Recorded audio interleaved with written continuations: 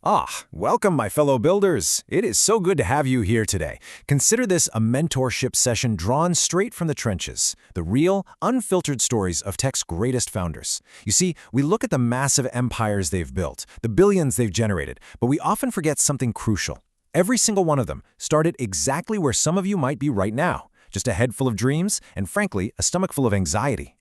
What surprised you most about having your own startup? This is the million-dollar question, isn't it? Let that settle in your mind for a second. Today, we're stepping right away from the glamour, the shiny magazines, and those perfectly polished press releases. We are going to reveal the gritty, messy truth about what it actually takes to build something out of absolutely nothing. Okay, let's dive into this. Part 1, the startup hustle reality. We're pulling our village wisdom today from the brilliantly compiled book, Founders at Work by Jessica Livingston. She actually sat down with the minds behind absolute giants, people like Max Levchin of PayPal and Steve Wozniak of Apple. But look, we're not just summarizing a book here. We are extracting the hard-earned lessons from their early trials, back when these massive empires were just fragile ideas managed by completely stressed novices, and we're bringing those lessons straight to you. You see, when you start your venture, you're hit with this intoxicating wave of sudden freedom. I mean, you run things, you call the shots. But my friends, the other side of that coin is a crushing responsibility. Just ask the early founders. The joy of being your own boss very quickly becomes the heavy weight of configuring servers at 3 a.m. because something broke and the site is down. If you drop the ball, there is literally nobody else to catch it. Balancing that freedom and responsibility is the ultimate test. And that brings us to our second pillar, Part 2, focus on your product. Now, what's really interesting about this slide is this quote right here. Nothing works better than just improving your product. Let me give you some vital advice. In those early days, it is so tempting to obsess over your PR or getting the perfect logo, right? But hear this again. Nothing works better than just improving your product. The creators of platforms like Gmail, people like Paul Buchheit, they did almost zero marketing initially. They discovered that making something undeniably good, something people actually want to use, is the ultimate sales tactic. Get the product right, and the sustained growth will naturally follow. Listen well, because this right here is a golden rule. Listen to your customers, not your competitors. It is so incredibly easy to panic about what the company next door is doing, but listen, your competitors do not pay your bills. They really don't. True loyalty comes from serving your people. You need to focus your energy squarely on the ones who actually use the tool you're building.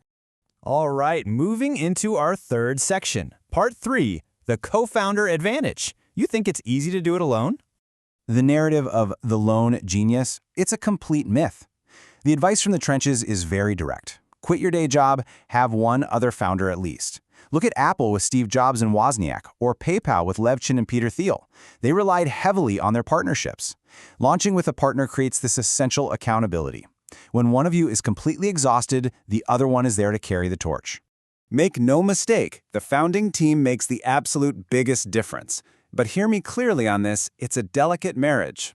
Our sources reveal that if a founding team splits in those crucial first 6 months, it can completely devastate the birth of the company.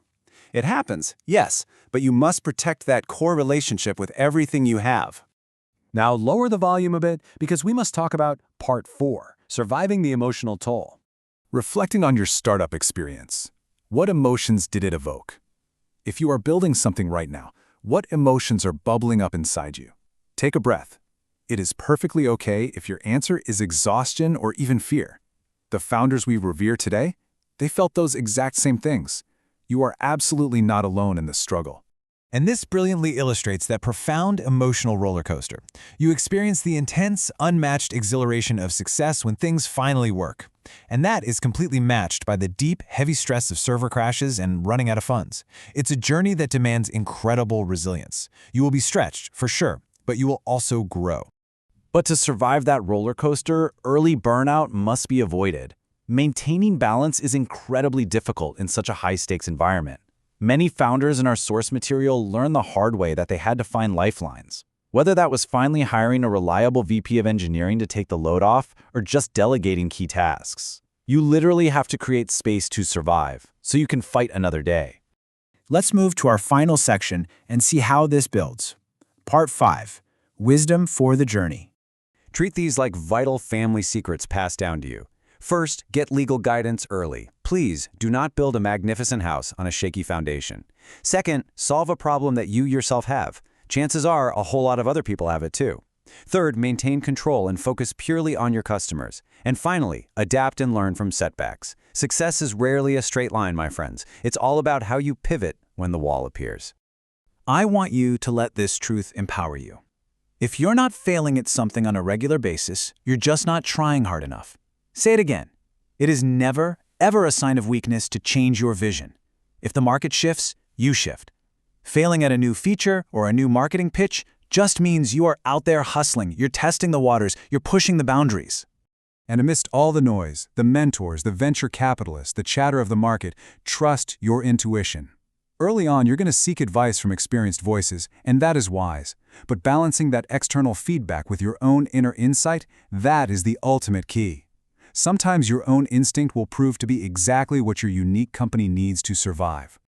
So, I leave you with this final, provocative thought. Knowing the messy, chaotic, exhausting reality of it all, are you ready? Are you ready to embrace the grind, to completely trust your intuition, and to build your own greatness? The path is incredibly hard, my friends, but the harvest? The harvest is so very worth it.